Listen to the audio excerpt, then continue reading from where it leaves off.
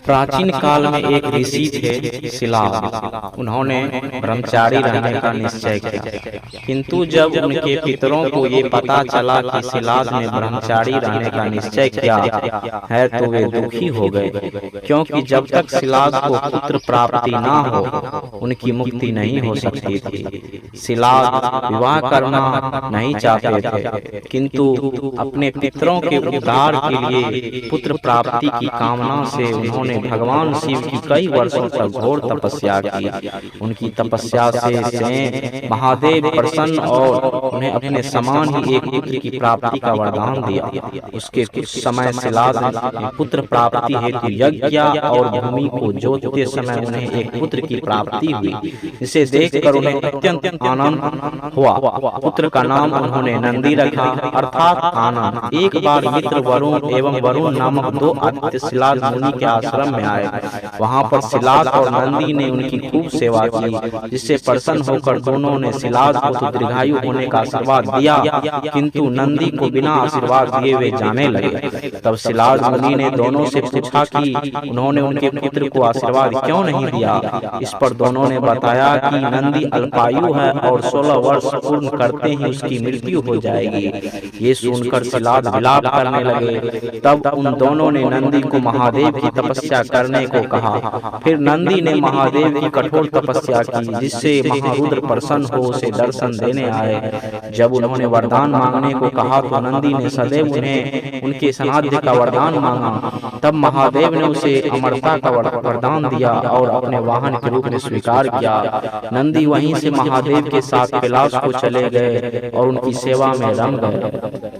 जब शिलाद को यह पता चला कि भगवान शिव की कृपा से उनका पुत्र अजर अमर हो गया है तो वे अत्यंत प्रसन्न हुए। महादेव की सेवा करते हुए नंदी को बहुत दिन बीत गए और शिलाद अत्यंत वृद्ध हो गए। तब वे अपने पुत्र से मिलने कैलाश पहुंचे। नंदी अपने पिता को देखकर बड़े प्रसन्न हुए और उनकी खूब सेवा की। तब शिलाद ने उनसे साथ चलने को कहा, किंतु नंदी ने उनके साथ जाने से ठुकरा दिया। उनकी जीवन का उद्देश्य केवल भगवान शिव की सेवा करना है।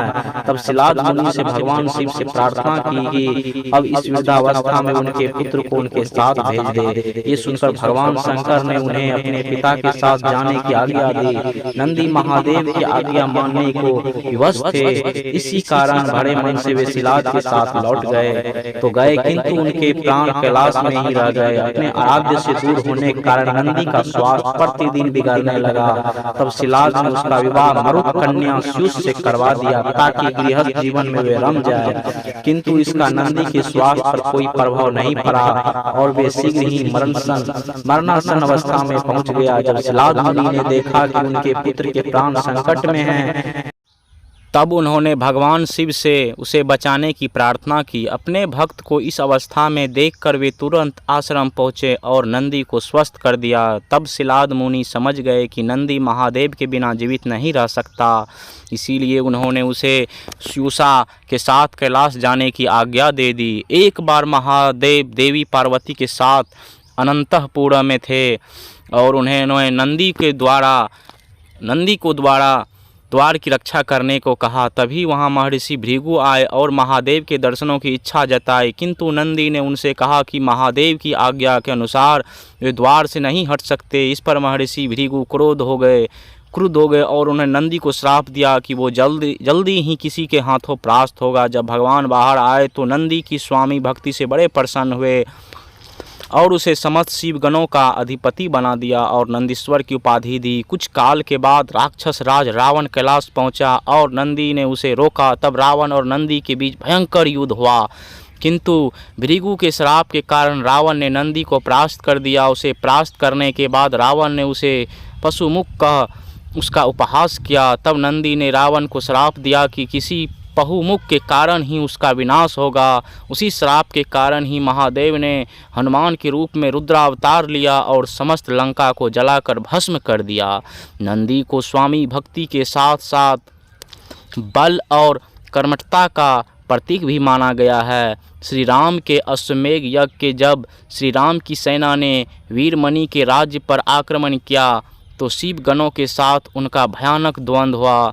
उस युद्ध में नंदी ने स्वयं हनुमान को शिवास्त्र से बांध दिया था। जब देवी सती ने दक्ष के यज्ञ कुंड में आत्मदाह कर लिया था तो वीरभद्र के आने से पहले नंदी ने अकेले ही दक्ष की सेना का संहार कर दिया था। यही नहीं, कई जगह इस बात का भी वर्णन किया है कि श्री गणेश और कार्तिकेय को अपनी पहली युद्ध शिक्षा नंदी से ही प्राप्त हुई थी। एक कथा के अनुसार देवी पार्वती ने भगवान शिव से वेदों का रहस्य जानने का अनुरोध किया। ये ज्ञान इतना गूढ़ था कि भगवान शिव देवी पार्वती को लेकर अमरनाथ की गुफा में गए ताकि देवता भी इस रहस्य को न जान सके। मार्ग में वे चंद्र, वासुकी इत्यादि सभी चीज़ों का त्याग करते गए। गुफा पर पहुंचकर वे नंदी को भी वहीं छोड़ते हुए कहते हैं कि वत्स, मैं तुम्हें सबसे अंत में त्याग रहा हूँ क्योंकि तुम मुझे सब प्रिय हो। वेदों का ज्ञान देने से पहले वे पार्वती से कहते हैं कि अगर उन्होंने ये ज्ञान पूरा ना सुना तो वे उनसे बिछड़ जाएगी। देवी पार्वती के आश्वासन देने पर भगवान शिव कथा प्रारंभ करते हैं, किंतु देवी बीच में ही सो जाती है। इस कारण वे शिव से दूर हो गई और अगले जन्म में एक मछुआरे के यहाँ जन्मी। उनके पिता ने शर्त रखी कि जो भी मछुआरा इस विश्व की सबसे बड़ी मछली को मारेगा वे उसी से उनका विवाह करेंगे। तब भगवान शिव एक मछुआरे के वेश में वहां आए और नंदी ने एक बहुत बड़ी मछली के रूप में अवतार लिया। तब मछुआरे रूपी शिव ने मछली रूपी नंदी का वध कर दिया, विवाह की शर्त पूरी की और देवी पार्वती को पुनः प्राप्त किया। भगवान शिव सदैव समाधि में रमे रहते हैं, इसी कारण उन्होंने नंदी को आज्ञा दी है कि वे उनके मंदिर के सामने बैठकर उनके भक्तों की प्रार्थना सुने। इसी कारण हर एक शिव मंदिर में नंदी की प्रतिमा होती है और भक्त अपनी प्रार्थना उनके कान में कहते हैं, जो सीधे महादेव तक पहुंचती है। बिना नंदी की प्रतिमा के शिव मंदिर अधूरा माना जाता है। नासिक के पंचवटी में एकमात्र ऐसा शिव मंदिर है जहां नंदी की प्रतिमा नहीं है। कहते हैं कि ब्रह्मा के 5वें सिर को काटने के कारण भगवान शंकर को ब्रह्म हत्या का पाप लग गया। तब पंचवटी में गोदावरी के समीप उन्हें एक बछड़ा मिला जो नंदी था। अगर आप लोग चैनल पर नए हैं तो चैनल को सब्सक्राइब करके अवश्य जुड़ जाएँ। इस चैनल पर आप लोगों को बहुत अच्छे कथा और कहानी सुनने को मिलेंगे। उसने भगवान शिव को गोदावरी के राम कुंड में स्नान करने को कहा। ऐसा करने पर वे ब्रह्म हत्या के पाप से मुक्त हो गए और उन्होंने नंदी को उस स्थान पर अपना गुरु माना और अपने सामने बैठने से मना कर दिया। नंदी के विषय में एक कथा समुद्र मंथन की आती है।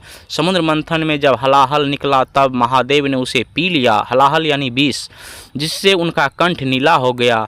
हलाहल पीते समय कुछ बूंदें धरती पर गिर गई। जब नंदी ने महादेव का कंठ देखा तो उसे बड़ा दुख हुआ और उसने जमीन पर पड़ी हलाहल की बूंदों को अपनी जीभ से साफ कर दिया। इसे देखकर सभी हैरान रह गए और नंद